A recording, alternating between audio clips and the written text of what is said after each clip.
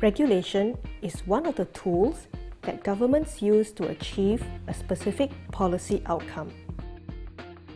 It comprises 5 broad stages, which we've presented as the DREAM framework. This video will look at the evaluate stage. When designing regulations, we often come up with a few options. We then need to decide which option is the most worthwhile by analysing each one's impact and cost. But since we're analysing the option before it's enacted, we should first estimate its impact and cost through forecasting.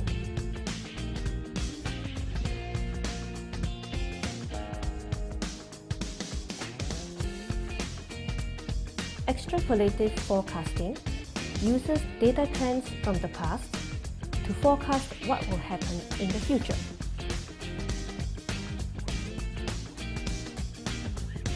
While top-down forecasting uses formal models to forecast.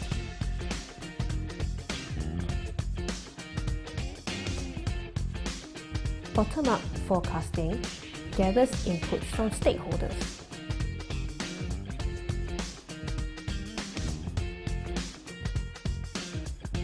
Often, a combination of techniques is used.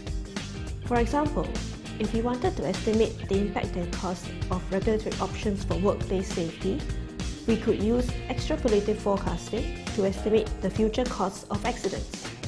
We use bottom-up forecasting to find out how the options would impact employers and employees. This information will then feed into top-down forecasting, where we estimate the administrative costs of complying with the options. After forecasting the option's impact and cost, the next step is to evaluate the option's potential impact through impact analysis. There are 3 techniques we can use. Cost-benefit analysis is used when all elements can be measured in monetary costs and benefits.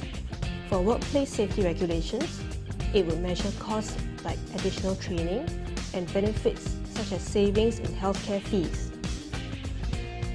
Cost-effectiveness analysis is used when costs can be measured in monetary terms and when benefits can be quantified but not in monetary terms.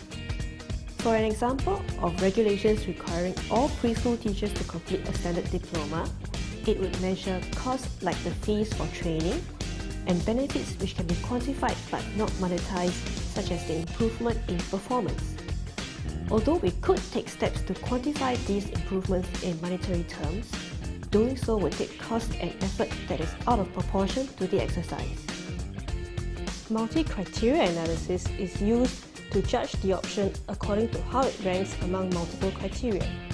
For service standards on maximum queue durations, one criterion could be feasibility, another could be effectiveness, which could be gauged through surveys on customer satisfaction.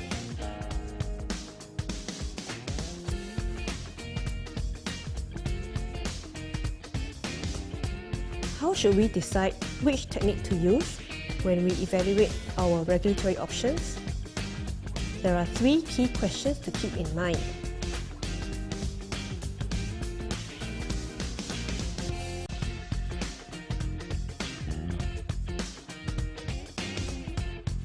These 3 questions form a decision tree. Let's go through it using one of our earlier examples.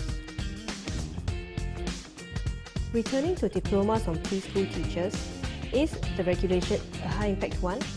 Yes. Can you quantify the regulatory cost in monetary terms? Yes.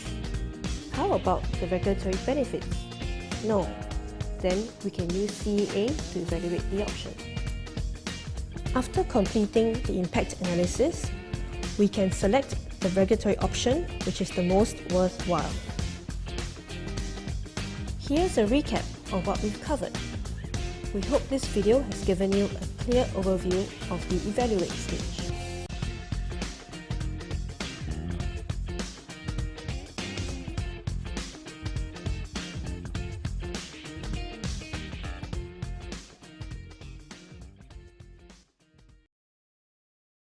Free created using Powtoon.